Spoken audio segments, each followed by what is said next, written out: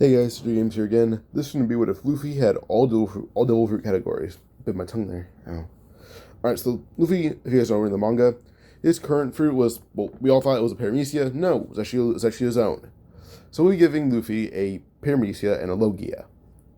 His Logia will be known as the Taio Taio Nomi, Taio Taio, or the Sun Sun fruit.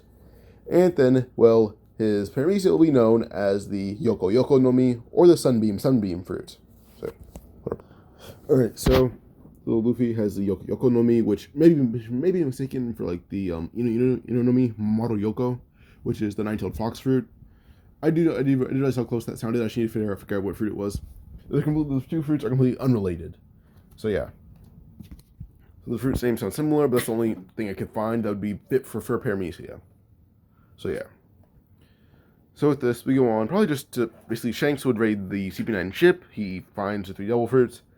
Well, Lucky made the mistake of having the whole chest that they were in unlocked, and, well, the chest happened to be piled up with food as Makino put all the food in that chest by accident, thinking the fruits were some regular food. No one paid it any mind because Lucky was talking with Shanks and not winding the chest. He sent it to basically lime juice, which lime juice, guys don't know, is the blonde guy, but besides Usopp. But lime juice was talking to Bonk Punch, so no one was winding the chest. And Luffy, in a fit of rage, like he would eat the regular Gomu no Mi, he would basically eat this whole fruit. Well, you don't eat the whole fruit, eat all the food in the chest. And Shanks didn't realize that all the food that Makino put on the table was in the chest. Before he stopped Luffy from eating anymore, Luffy had eaten literally everything the chest had to offer. Shanks immediately realized that was him and Makino's mistake. Shanks' fault for having Lucky Root talk to him instead of minding the chest. And a bit of Makino's fault for putting the food with things that she didn't know about. So yeah.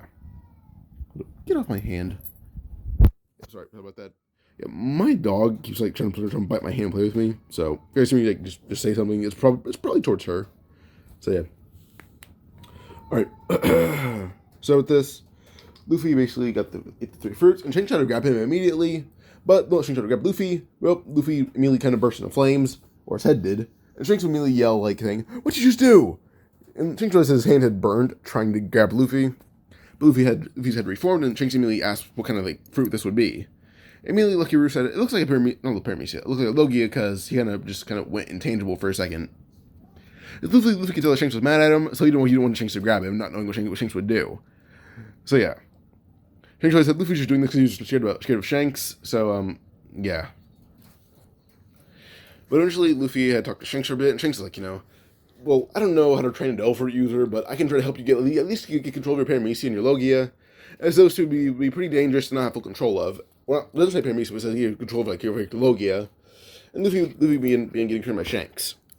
But only for around 2 weeks, so Luffy can control fruits on a normal scale. But then Shanks discovered that Luffy has, well, a stretching ability, which he attributes to the other two devil fruits that he ate. And Shanks thought Luffy ate basically 2 Paramecias and 1 Logia. So, yeah. Well, no, Luffy ate all 3 categories. And he's wondering why Luffy isn't dead, but who knows. So, yeah. So we go forward, basically. Get off my hand. Alright, so we go forward on to basically just around, I would say, maybe like a month later. Garp would bring Luffy to basically, he'd bring Luffy to, I'm going to say, well, what else? I just Luffy meet Ace and Sabo, but Luffy didn't have an interest in chasing Ace at all. He said hi to Ace and walked away and ran into the forest to train. Ace thought Luffy would be a pest, but Luffy obviously has his own objectives. So this, basically, we'd go on to, I'd say maybe around, probably just, like, 2 weeks, like, same, actually, probably not 2 weeks. Actually, yeah, 2 weeks had passed. Luffy had got control of his stretching ability, as Shanks attributed that to 2 Paramecias, but Garp was also left a letter by Shanks saying that Luffy ate their food when they weren't looking, and that food happened to have 3 devil fruits within it. Luffy ate all 3. And well, Makino took a bit of the blame for it by saying she didn't know what devil fruits were, so she put all the food together. But Garp's wondering how Luffy's alive, but he won't pay any mind to it. But once Luffy got a few visibility abilities under control, we go on to basically just, well, one poor time he would kidnap Ace or Sabo. And so when he kidnaps Ace, as Ace wanted to have Sabo get away, Sabo went to find Luffy, Ace told him, get Luffy. Ace said observed doing some Luffy training at night, and Luffy seemed to be able to create a giant fire blast. As Luffy had named this Firefish, as this was the techniques of his Logia. But Starfish is a lot harder than Ace's was. As Ace, I assume his fire, his blast can burn. I assume it can burn like a few, because it's about a lot hotter than like a regular flame. I'd assume maybe like a few 10,000 degrees. At the highest, maybe 12,000. At the lowest, I'd attribute it to 3,000. But that's like the flame. That's like the heat of like a blue flame. So yeah. So with this, well, Luffy would basically have a attack rate similar to that, but his blast can burn 10,000 degrees pretty easily. Sabo would tell Luffy what's going on. Luffy would go with him to get Ace. Yeah, Sabo kind of just followed, Ace Sabo was like, go find him about the shore near the Bandit's hideout. Which I mean, didn't really listen to what he was saying. He was busy yelling at Ace, but... Yeah. But Luffy saw what was going on with Ace, and immediately Luffy with his hand, and pointed Ace pointed his head to the side. Ace only did that, Luffy shot off a fire fist, and it was completely scorched Tremi's head almost to ash. That's how hot the flame was. Tremi been wobbling around for a second, before Luffy hit him with another fire fist, and gets him flying across the terminal. With that, Sabo missed a distraction, immediately untied Ace, fled, and Luffy would use all-out fire fist that would actually blow up the whole building, and did just that, turning it to ash. With just one attack. This immediately shocked Ace, but he thanked Luffy. Luffy did feel bad about the first time he killed... It was like, the first time he killed someone, and he killed like 5 different guys. He got a bit nervous, and told Garp what happened when Garp came to visit them, as a lot of things would go the exact same. When Garp hears what Luffy did, Garp tells Luffy that the feeling of killing someone would never go away. Well, with Luffy's abilities being based off basically the heat with heat that can be probably match the sun, as he assumes Luffy has the sun-based fruits, off the names of them. Garp tells Luffy that even if Luffy wants to hold back his flames, they'll burn hotter than any flame that mankind can create. All Luffy can do is somewhat control them, so they're not as dangerous. All that's left is all that Luffy can do for his fruit is control how much range the fruit has. Not fruit, how much range the flames have. That can reduce the amount of casualties. Oh yeah. So with this, Luffy just like listen hard and train a lot harder. It's not even by Luffy books that are talk about weather and flames and the sun. Pause. So Luffy with all these books, Sabo would bring him. Eventually, when they're about to be caught by basically some guards, and Luffy's crew being half dead now, well, basically Luffy can't really find a way to catch them. But when he's offered the chance by Sabo's dad, he would try to. And Luffy has recent control of his flames now, to the point where he can even control where he emits them from. So far, he's only able to control them in his fists and his head. That's about it. Occasionally his feet too, but now he can do his whole body. That'd be a pretty good term, and his flames can even burn blue or white. So yeah. With this, as soon as Blue Jam grabbed Luffy, not Blue Jam, as soon as one of those guys grabbed Luffy, holding him in place, and then when someone else tried to hold on to Luffy, hold on to Ace or Sabo, or probably just Ace. Sabo looked at them saying, I wouldn't grab Luffy, which immediately confused Sabo's dad and Blue Jam. Blue Jam heard about Luffy shot fire, but doesn't know where from. He assumes it was his fists. But suddenly, Luffy's hair turned white, and flames began shooting straight from Luffy's head. So with this, immediately Luffy's flames shot all throughout his head, and began burning him. So yeah. So with this, this guy's head is caught on fire. Alright, so, with the guys being caught on fire, Luffy would just, fire fist the one that is holding Ace right in the head. Ace was around hitting the guy in the face with the pipe, and run towards Sabo. The guards trying to get in the way, but Luffy jumped in the air and would yell solar flare, as his whole body would ignite in flames and shoot off a blast of bright light. It was her right solar flare. It's kind of going for Dragon Ball, but Luffy's whole body can use it. So yeah. And this sunbeam fruit allows him, the paramecia, it allows him to basically emit sunbeams. It can also help him bend light. So yeah. Go lay down. Alright. So with this, Luffy would kind of just use the lights, actually, kind of just use blind everyone, but Sabo turned around and so did Ace. So with this, basically, with everyone blinded, Ace ran towards Sabo's dad, hitting back to him with a pipe, grabbing Sabo, and they run away.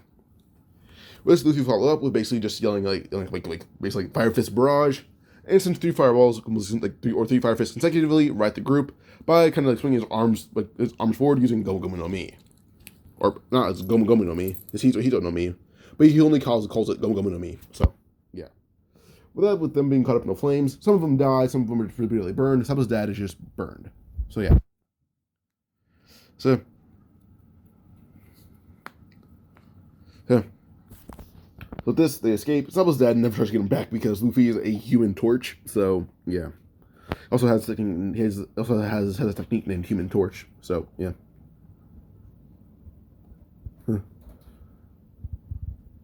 Alright. So, now we go on again. Probably just when Ace and Sabo are around 17 years old. Sabo would go to the revolutionaries. So he came down to the Great Terminal Fire. Luffy immediately extinguished it with just raw might alone. Like, he has control over flames to an insane degree. He also has, like, basically every technique that Ace would use in canon, Luffy has already made up those techniques for his own devil fruit. So every single one of Ace's techniques will be named after Luffy's, and also he'll have more. He's not as versatile as Luffy's fruit is, but their premises are basically almost the exact same. It's just Ace can emit hotter flames, as Luffy's sunbeam fruit barely emits any. So yeah. Sunbeam from originally emit flames, but Luffy usually uses the Logia and Paramecia in tandem. His sunbeam fruit is usually only good for like shooting off rays of heat, not actual flames. So yeah. Well, it allows him to bend light, emit light, and well, when he bends light, he turns invisible. We can turn other things invisible. So yeah. He can also shoot out a heat wave that can make people pass out or burn them to a crisp. Basically, you can either be turned to a raisin, be blinded, or just be invisible. One of the options. Those are the options, I guess. But yeah. Luffy 17, well, he had news basically of Ace repeatedly sent Luffy like his bounty poster. Just show off like Ace's name is Fire Fist Ace. Which Luffy just thinks is really fun. So yeah. Ace even tells the crew that his fighting abilities come with his brother, who has, well, 2 devil fruits. Which shocked them, but Ace just named the 2 fruits. As Luffy doesn't reveal the Gomu Gomu no Mi to anyone. It's basically like having 2 Parameces and 1 Logia, which seems pretty boring. Also, Luffy knows what a Paramecia and Logia is, but because Shanks explained it to him. But yeah. So, but now we go on again, probably just, I'm going to say, just Luffy setting sail. And everything goes pretty similar, but when it came to Alvida, Luffy just burned the ship down and grabbed Kobe from it. Alvida escaped on the dinghy, but yeah. Then with this, we go on to probably just, well, we go on to, I'd probably say Luffy at Shelltown. But while he's here, when he came to him on telling Zoro, Luffy was reading a lot of books. He kind of has to, or not has to, had to. He's able to bend later on him and Zoro, so they're not caught, and he unties Zoro while they seem invisible. I was wondering like, where the Post and Zoro went, but mainly Zoro. But immediately, Luffy drew a bit of light back, and with that, they could see somewhat through like the shield of light that Luffy had. Suddenly, a giant beam of light would shoot at them. It wouldn't hit them, but it would stop in front of them and blind them, not permanently, but Luffy ran full speed ahead and kicked them all in the face. Then he used basically one kick to send Helmpo flying all the way through the building, which almost killed him, but yeah. But Morgan came down wondering what that noise was, only to see Luffy and Zoro were gone, and the Marines are knocked out with Helmpo in the middle of the building, covered in blood and bruises. But Morgan saw Luffy in the tavern now, and went to attack him, knowing it was Luffy, because he's like the new guy here. But Luffy immediately grabbed Morgan's axe and immediately melted to the ground in a split second. Luffy smirked as his hand is kind of bright red, and you can like kind of see a skeleton and everything. Luffy punched Morgan in the face once, and half of Morgan's iron jaw melted to the ground along with his axe. When Luffy grabbed Morgan's like axe hilt and it sparked into flames, and Morgan was now trying to get the axe hilt off of him, but the only way to get it off of him is by chopping it off. But no one's willing to give him a knife. They all push him outside, and even the Marines like grab Morgan from behind, throw him outside. But as soon as he tried to run from the sea, Ripper saw an opportunity and held Morgan down by the collar of his shirt, and letting Morgan actually have his hand burn. But eventually, Morgan had his jacket torn off by Ripper, and then Ripper threw the jacket onto the flames, and the flames just burst all over Morgan's body. Morgan tried to say, I'll have your head for this, Ripper, I'll have your head. But Ripper just said that, the Marines wouldn't have his head someday, and he's willing to take the fall for killing such a tyrant. As he shot Morgan in the back of the head with his rifle, and the villagers are all shocked, but they recognize that Ripper saw the chance to free them all, so he took it. So yeah. So with this, we go on a bit forward again to basically just, I'm going to say, probably just Luffy and Zoro heading to Orangetown. While they're here, Luffy's a pretty good navigator. He gets pretty good basic knowledge of the weather. It's not what he does, but Luffy would mark relatively high in terms of smartest people in East Blue. He's pretty good. In terms of just like the smartest, he'd be like Ben Beckman, Kuro, and Nami are like the top 3 right now. Luffy would rank in like the top 15 or so. So he does pretty good. So yeah. Oh, Paul. Okay, so at Orangetown, while they're here, they do find Nami because they arrived there a bit early. But as soon as the 2 guys tried to rush Nami, Luffy got one of them on the face, Zoro caught the other one with a sword and threw him through a building. Luffy then scorched the other guy's face and just dropped him to the ground, leaving him this is the pattern that you see on hot dogs, like it's like cartoons or TV once they're barbecued and cooked. Luffy kind of like that pattern on the guy's face, but in the shape of a handprint. So yeah. But not only tells Luffy what she's here, and Luffy's like, oh, cool. Suddenly Luffy made like a flaming baseball bat, then threw the ball, like a flaming ball in the air, and hit it, so it hit Buggy's crew. Buggy saw it coming and immediately used two guys as a shield, and it led to a giant explosion with 10 guys flying. So yeah. Well, as we sent flying, well, Buggy would actually wonder who did this, but Luffy grabbed Buggy by the face and threw him through a building. Which Buggy's like wondering who did that, but Luffy just proceeds to beat the mess out of Buggy's crew, with Zoro by his side. And I was wondering just how Luffy can do like that stuff with flames. Well, Zoro says, reportedly he's a devil fruit user. Not reportedly, but says, yes, in his words, he's a devil fruit user. So Nami's pretty intrigued by this, not knowing they existed. And Zoro says, even better is that he has two of them. Luffy stretches his arm out to grab Buggy, who's trying to flee. Luffy bodies on Buggy. But then Buggy separated his neck from separated his head from his neck, which confused Luffy immediately. But then, because I thought this was pretty cool. So yeah, Luffy proceeded to fight Buggy himself, but Buggy is pretty easily to handle, as Zoro handles Kabuji and Moji pretty easily. Also Richie, but Richie's the bigger opponent. Richie is like a giant lion. So yeah. But eventually Zoro's it would be Kabuji, and Luffy had his eye on like Zoro most of the time, as Zoro was facing three opponents who looked somewhat decent. So yeah. So eventually, with this, Luffy is actually able to get Zoro somewhat free. Not Zoro. We get Buggy off of him. Luffy actually asks Buggy, how strong are you? And Buggy's like I could rule the whole East Blue if I wanted to, but you're in my way. Luffy laughs, saying that he knows a few guys who take on Buggy. Buggy with just words alone. As he was like, kind of investigating Buggy, he's never seen another devil user besides Ace. Kind of just himself. He's only seen himself and Ace. And he hasn't seen Ace in 3 years. So, yeah. So eventually with this, Luffy would decide to actually, go and, actually he wants to recruit Buggy. But Buggy's like wondering, why do you want this? But then, Buggy begins examining Luffy's appearance and then the straw hat. Well, it's kind of around his neck right now because Luffy's hair is sparking into flames and kind of used it to grab people and light them on fire. But because Luffy controls hair in a pretty good degree with flames and rubber. But Buggy immediately is like, why the hell did I join you? I was running a straw hat crew. Like the first people who had the straw hats, I was in a crew twice. I'm not doing it a third time. This is during Luffy as Buggy tried to grab Luffy's neck with like his hand by separating it. But Luffy's neck immediately went intangible, and Buggy's completely shocked. How is this possible? Does Luffy possess like 3 devil fruits? Immediately, his heat wave fruit can't be the Logia that Luffy shows off. But in the stretching, that has to be a whole different fruit. Actually, it tells us to Luffy that there's no way that's just one fruit. That's 3 abilities. That's 3. You make a pass for like 1 or 2 of them. That's about it. A pass. So yeah. But this immediately, Luffy's like, you know a lot about devil fruits, don't you? But he's just gonna smirks and looks away a bit. Zoro says, he already has 3. He already has 2. Why does he need 3? And with this, immediately Buggy says, "How do you have 3?" And he says, "No, he just ate them." But Buggy knows it's a common fact among people. There's no fruit. So if you eat more than 1, you die. You eat 1, sure. Eat 2, you're definitely dead. It's even said in the No Fruit Encyclopedia. Even the Marines have a rule against eating 2 fruits. Hell, even the admirals don't have 2 fruits. Hold up. Alright, so Buggy's like Luffy also was intrigued about how Buggy got the 3 fruits, or how he already knew the 3 fruits. But Luffy's like, what do you mean like the 2 devil fruit, like not 2 straw, like other 2 strats? Buggy talks about how Roger first had the hat, and Roger eventually had passed away. Even telling Luffy that Roger turned himself into the Marines didn't catch him. But then him and Shanks were still together. That sounds weird. And Shanks were still friends when Roger gave the hat to Shanks. But then Buggy was almost recruited onto the crew, onto a different crew by Shanks, but Buggy said no. The thing tells Buggy that he's on a quest to become a strong pirate only to beat Shanks. And once you beat Shanks, he'll get the hat back.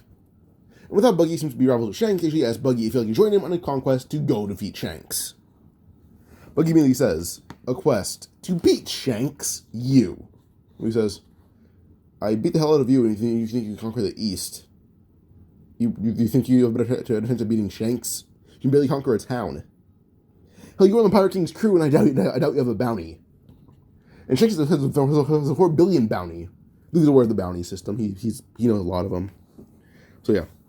With this, immediately Buggy froze, saying, Jeez, you're a real dickhead, aren't you? As he ends up looking at Luffy with a bit of disdain in his face.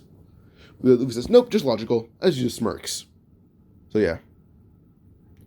So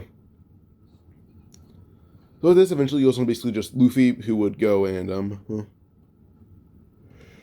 goes on basically just Luffy who would, well, keep talking to Buggy for a bit, even Nami robbing his ship. But when she had to escape on their ship, Luffy kind of wrapped her up with his arms, while also talking to Buggy. So yeah. Which eventually Luffy did actually convince Buggy to join his crew. And, yeah. So with this, Luffy, after convincing Buggy to join his crew, well, yeah. Luffy actually kind of was a pretty good convincer to have Buggy join him, but it was pretty hard, actually. So, yeah. And, well, Luffy actually asked Buggy if he had any good ideas for the crew besides being some okay fighter. Buggy says, well, first, say that I'm a good fighter, not an okay fighter. And I have a few good ideas, but so far, with the swordsman and then the thief, meh. I don't have any good plans yet. Luffy says, yeah, I don't doubt that. I don't have any either. It was this Luffy, Buggy, Zoro, and Nami all get on Buggy's ship. Zoro, Zoro has, Kabuji emoji defeated. But, yeah. So immediately with this, well, Buggy kind of carved into the ground with a knife, saying that they kidnapped me. So, yeah. It makes it seem like his crew didn't abandon his crew. But with this, as Luffy, Zoro, Nami, and Buggy leave on with Buggy's ship, they eventually all get over to, well, I would say now Start Village. But Luffy kind of used his heat for the last few days to kind of melt off the paint of Buggy's ship. So yeah. So after Buggy's ship is now unpainted, his flag is Jolly Roger's even taking it down to replace a normal one, like Luffy's. Buggy did hate this, but who cares? Luffy's easily stronger and is a much better leader, even though Buggy doesn't want to say it. But on Start Village, they don't really seem like a pirate crew because they don't have a Jolly Roger, but they have a big ship. And they explore the village, kind of hanging out for a bit. Buggy even asks Luffy to take over the town, but Luffy says, no, they're going to hang out here for a bit. Plus, there's someone he needs to pick up. Which doesn't shoot the crew, but Luffy immediately just told Usopp who he is, and who sent him, as it was Usopp. Which immediately intrigued Usopp. But then Usopp wanted to stay here for a bit longer, just to say goodbye to everyone for a decent amount of time, and apologize for his actions. Luffy was allowing this, and in the meantime, he spied on Kuro, because Buggy kind of called out to him. So, yeah. Buggy kind of called out who he was, but only in private. Then with this, as Luffy spied on him, with Buggy this time, before Luffy could fall off the cliff, Buggy pulled him up, and then they hit. Kuro even tried to track them, but Luffy and Buggy were pretty good at hiding.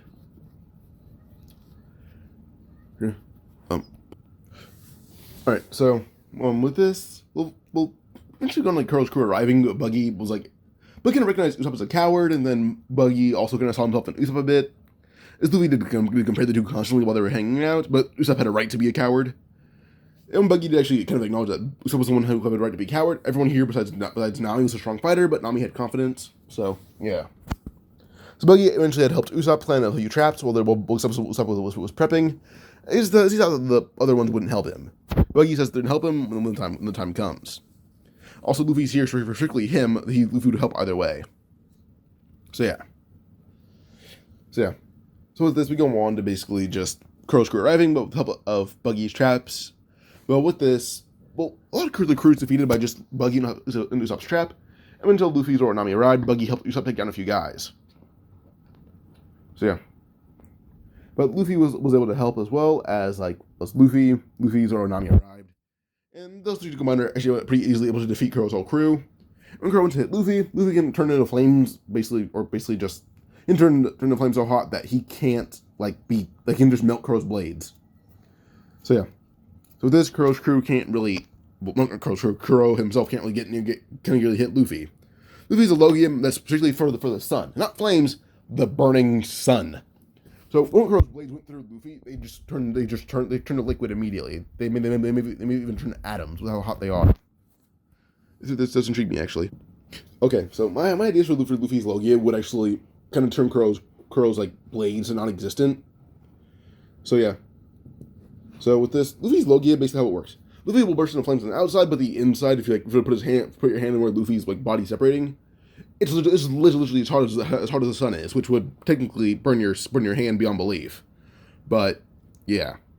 So Kuro's blades, when they went through Luffy or went into him, they immediately kind of just get absorbed in Luffy's body among the hydrogen, the hydrogen, the helium, kind of just everything kind of just gets absorbed into Luffy. Doesn't make him stronger or anything. No, it just kind of just gets absorbed into there. But Luffy ended up showing by the face and sparks him, and kind of like he just grabs him and just makes the flames arise from his face, which would kill him. So yeah. With this, not Buggy, Kuro's whole crew's defeated. And Buggy would kind of smirk, saying it was their victory. It's a pretty easy one. So yeah. So we can go on now to, I'm gonna say maybe we can go on probably just to I guess Baratier with who's up there, but yeah.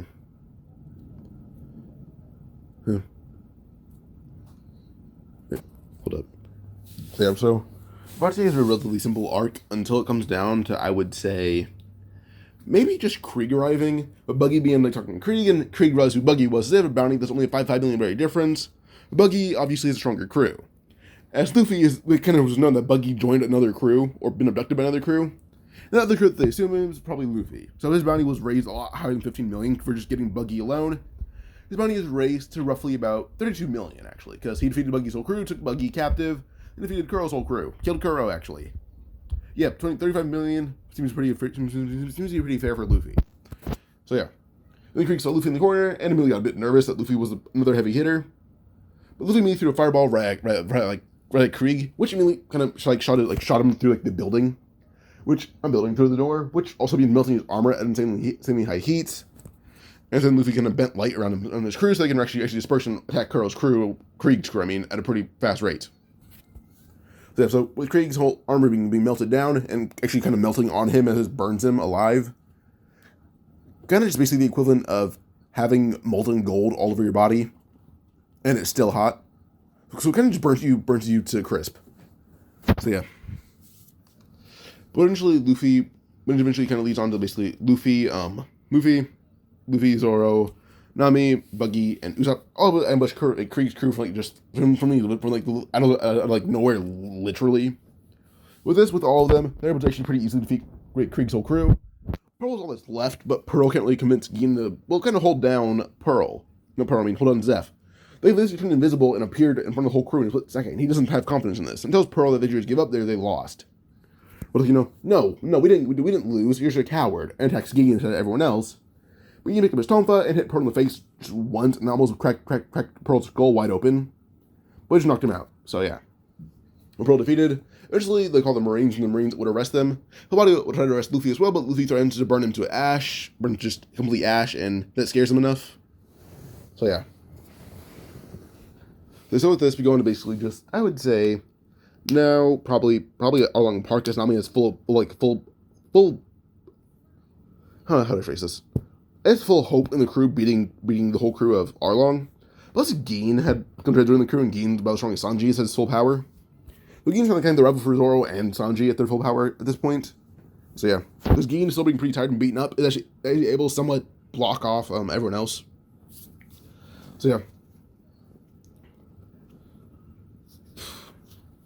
So the next thing I'm going to say is probably, well, I guess just like them letting Lo setting up a plan. But Luffy says that they're fishmen, which means they're somewhat part fish, and Luffy has full blast of heat. He was a heat wave, that's about as hard as it can get, which will probably kill some of the crew immediately and turn them into dried fish. Nami does point that out, saying that Luffy could be a good diversion. So yeah, Luffy would be the diversion. So, well, eventually Luffy did kind of put a whole plan where everyone else would be watching us. Luffy would be the diversion, I guess. But Luffy would just kind of run into the base of Arlong Park after the plan was set. And with this, Luffy kind of sent out blast of heat, which would kill some of the crew, which made Arlong incredibly mad. He went to grab Luffy, and his hand was caught in the middle of Luffy's chest, and his hand was pulled out as basically complete bone. There's barely any of the bone left. So yeah, which mainly just made just Arlong yell in pain. But yeah. But with this, as Arlong tried to hit Luffy, immediately, basically, Nami landed in front of him, hitting him in the face as hard as she can with her staff. It broke on him, but Luffy just told her, stabbed him in the face with it, and she did just that, stabbing out one of his eyes. He tried to run away, just yelling in pain, or not run away, kind of retreat back to like his whole herd of remaining fishmen. Buggy was suddenly just going to shoot his hand out towards Arlong, stabbed him in the side 3 times, over and over again, like rapidly. That would actually kill him. And Buggy was shocked that he killed a pirate with a higher bounty than him. With this, the whole crew kind of just launched a full-out attack. Sanji is actually pretty easily able to beat Kurubi, who's pretty roughed up in the heat wave that Luffy sent out. He would hit Chu in the face once, and that killed him. Just that's how weak Chu was from the blast. And Zoro would fight Kurubi, and Zoro still has the same wound from Mihawk. So, yeah. But Chu's a pretty easy fight, because Hachi's also weakened. And Zoro only needed his one sword, so, yeah.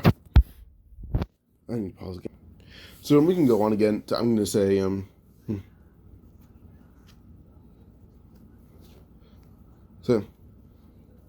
So we can go on. I'm probably just gonna say, I guess Loguetown now.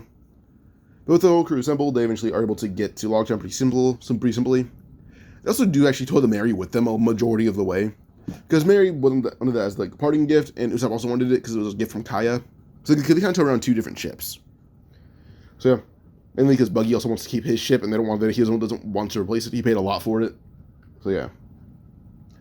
So basically, Luffy says, like, since Buggy's ship is the biggest, they'll have you taking captain quarters among this one.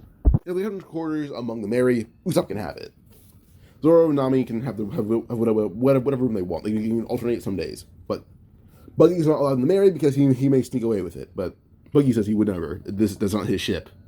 So yeah, if anything, he'd sneak away with the big top. Luffy says it's not called the big top anymore. It's just called the Beamer, which is really just what it is, because Luffy has Sunbeams, Beamer. It's also the name of a car, but yeah. We'll change the name eventually later on. Or it can even be called Sunny, but it's not as cool as Sunny, so we're not be giving it that name. Yeah. But in Loguetown, they kind of chill there for a bit, and his crew would find him. Buggy actually tells them that, well, the crew actually going to be a lot stronger, even better planning. Plus, Luffy has a higher bounty than him, and Buggy's trying to fight him again. He's just lost. Those are currently being led by Kabaji, but Alvida is kind of with them right now. So with this, eventually Buggy actually says, well, Luffy isn't that bad. He's actually pretty strong too. They even recruited someone else with a bounty of 12 million, and that guy was only a vice captain. This actually convinced Buggy to have his crew kind of not follow him, but follow Luffy instead, saying he can be a vice captain and he'd be a really good one. Which does somewhat make the crew a bit anxious, like, sir, seriously, you want us to be it's like part of a fleet. Buggy would nod, saying, yeah, a fleet, that works. Just be like part of the fleet, and you guys can be your own pirate crew and everything. You don't even need to fly the Jolly Roger. But anytime you're in danger, we'll call us, or we'll call you. Simple as that. And then Kabaji a bit nervous, but Kabaji would nod, saying, why not? So yeah. So with this, well, Buggy ended up leaving, and his crew kind of waves goodbye, just saying, like goodbye Buggy-sama and everything. And with this, eventually we go on to, I'm going to say, probably just in a log, kind of Smoker and Luffy did fight, but Luffy held him off pretty easily. Even though just one heat wave almost killed Smoker. Luffy just saw like his hottest one, mixing it in with actual flames. So, yeah. So we go on now to basically just, this peak would be the next arc, because that's the only thing that would change. Over here, Luffy does identify there's a lot of killing intent, which does some concerns on the crew. But Luffy just tells him there's nothing to worry about. So yeah, so Sanji just say, what do you mean it's nothing to worry about? Some of the women here are dangerous. Luffy says, no, they're dangerous to you because you can't hit them. Everyone else here, they're willing to hit a woman with little to no convincing. So yeah. Buggy says he'd stab him. Gin holds Tonfa, saying he'll hit him. Zoro says he'll cut him in half. So yeah. Sanji calls them barbarians, and not even Nami and Usopp say that they'll hit him. So yeah. Sanji has his weakness covered. The point where Gin stays by him all night, just as Luffy tells Gin to. But eventually, in the middle of the night, they would attack, but Gin stayed up all night to defend Sanji. So, when it comes to fighting, everyone, Gin and Zoro are the main ones doing it. But Luffy would see why Gin and Zoro are doing it immediately, so he wouldn't fight them. Even if he would, he'd kill them both in seconds. So, yeah. But the next arc would probably be, like, maybe, what was it? actually, first fight between Mr. Five and Miss Valentine. Mr. Five hit Luffy in the face with an explosion. Luffy just tanked it as it didn't make a single scratch on him, not even a scrape. Luffy's immune to most things that would emit heat or somewhat damage due to heat, like explosions, intense sun heat. Luffy is the living embodiment of the sun. It wouldn't matter. Yeah, so a lot of their attacks just really don't work on him. He can kind of just ignore it. So yeah. With this, well, Mr. Five was kind of pretty easily beaten by Luffy. Luffy almost killed him. But Luffy let him hit the ground pretty easily. It was on time to fight Gin, and Gin hit him in the gut with the tone full force, sending her flying through a building. So, yeah. With this, Vivi would talk about how she wants, Igaram to come with them as they have big enough ships, and Luffy would agree, saying Igaram can join, can sleep on the Mary. That's a decent amount of room. This one that's a big top, but the big top is really used for training most of the time. So, yeah. So we can go on now to Blue Garden now. Luffy finds Rory and Buggy kind of wants to end the dumb squabble that the two have. He even says it, but they say there's no way he'd end it. Luffy says he wants to fight them both, and if he wins, well, the fight ends. Rory and Buggy say no, but then Luffy has another idea. He wants basically be the giant Lord, not Lord of the Coast, or Lord of the Seas, I guess, which is another giant sea king. Luffy then actually kind of uses the sun, you sail around for a bit, finds another sea king. And actually drags them both. Actually, not drags them both. He can hunt down both of them, and they should be almost the same length. But whoever's the one the biggest, by even a few centimeters, would be the winner. Luffy eventually fought one of the Sea Kings before, and scorched off around a centimeter off of one of them. Remember, Buggy would return with them, and they immediately are who's is bigger? Sanji would say Buggy by 1 centimeter. Dory's like, damn it, I lose. So they both had Elbaf, but Luffy does convince him to join his grand fleet, as Buggy established the fleet before him. But, yeah. Luffy's a bit upset that he didn't have the idea first. So, yeah. But, yeah. With this, Mr. Five and Miss Valentine arrive, but Gin threatens to hit her in the gut with the Tonfa again, and Luffy threatens to drown him in flames. So, yeah. But they both honestly just retreat. But Mr. 3 was there, and Luffy just burned all those wax to the ground, and convinced Mr. 3 to join him for honestly, because he wouldn't die. But Mr. 3 did agree to join him because he doesn't want to die. Well, Miss Valentine would attack him, though. Not Valentine, Miss Golden would attack him, though, but he just kind of held her in place with wax, and then they all leave. Igaram, before he leaves, though, kind of shot her with, a giant cannonball from his hair, and they leave. So, yeah. Now, when they get to Drum Island, when they're met with guns, Igaram would speak up, saying that Vivi is a princess of Alabasta. They're honestly just trying to get her back home. They paid the pirates to get them there. They just get them home. And all of them's like, oh, okay, are you sure you're safe? And they're like, yeah, we paid them handsomely. So, yeah. So, with this, they talk to Dalton. Dalton does actually believe the story, even though they're doing it for free. But then they should do a doctor because Nami's sick. They actually go find Dr. and Chopper. But with all the numbers they have and the ones that are eager to help Nami, they're actually able to find them a lot easier before they even go up the mountain. So with this, Luffy is able to help them get up the mountain a lot quicker, as Luffy can move a lot quicker. They end up getting to the top, Nami's being treated, and Luffy ends up talking to Chopper. Even tells Chopper that he's not his own user, but he has 2 devil furs. Actually, off his stretching one, and then his flames, and then his heat wave. So yeah, it's 3 devil fruits, 3 devil fruits. Which does greatly intrigue Chopper. So, yeah. So, yeah. So, with this, we can go on forward again to, I'm going to say, probably just versus Wapol, Chess, and Kuromarimo. Kuromarimo wasn't really a challenge for Luffy because he literally just lit his hair on fire. Vivi was with Nami, with Nami, so was Sanji, but then so was Igaram. Mr. 9, Miss 8 are there as well. Mr. 9 and Mr. 8's Igaram. Miss Sunday's there as well, which is the buff woman, the one that started the Minority Hunter Zoro joke. So yeah. Or actually, you can say it's fishermen, because fishermen are considered black to the outside world, but at least in our world they are. So Miss Valentine, Igaram, Miss Sunday, Igaram, Zoro, Luffy, and Vivi are all on the mountain. So when Kuromarimo arrived, literally, Igaram just bombarded him with gunshots, like Kuromarimo already, which actually killed him. Hess would attack Igaram, but Miss Sunday, hit him in the face with just one punch, sending him flying. But then once he bounced off the ground one time, well, Vivi kind of just cut him up with her peacock blades. Then Sanji kicked him off the mountain and then kicked Wapol in the face, just rearranging it completely. Then she used a broad kicks to rearrange his face all over again and knock him out. So yeah. With that, with Wapol's crew defeated, they eventually do a retreat. Then before we get to Alabasta, I'm gonna end this part here. So yeah, this part's gonna end here. Hope you guys enjoyed. Like and subscribe for another part. Adios.